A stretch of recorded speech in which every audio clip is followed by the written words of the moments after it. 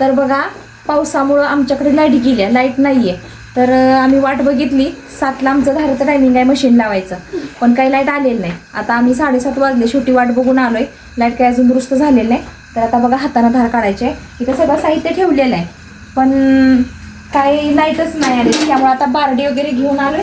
आता बघा पानवायच्या गया हाताने धार काढायची गयाची. तर या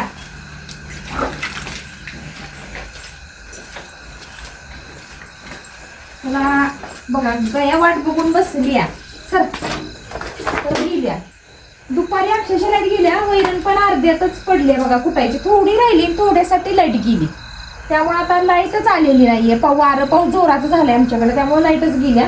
आता कधी लाईट येईल आता तोपर्यंत आम्ही हाताने धारा काढतोय. तर बघा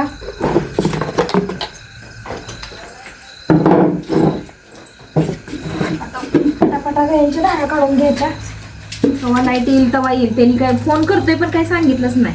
लाईट नसले की बघा असं हे होतं. मग लाईट असली की पटापटा 7ला मशीन जोडली की धारा होऊन जाते त्या.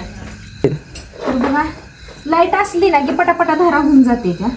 लाईट नसली की मग वाट बघितली पण काय अजून नाही आली. आता मग निम्मा स्वयंपाक उरकलाय आणि आता धार काढायला आलोय बघा. आता पानवायच्या हाताने धारा काढायच्या. बघा आता गाई पानवल्या, आता कणा दूध वाढ.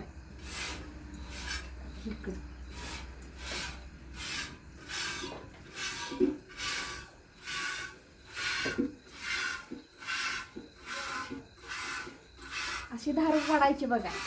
लाईट नसली की अशी वेळ ती धार काढायला.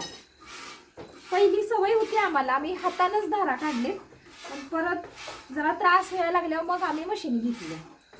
नाही तर पहिले आम्ही हातानच धारा वडत होतो दोघं जण. हो तर बघा अजून तर काही लाईट आलेली. आता हाय त्या अजून 2-3 गाईच्या धारा काढायच्या आणि वैरण टाकायची आणि जायचं घरी आता.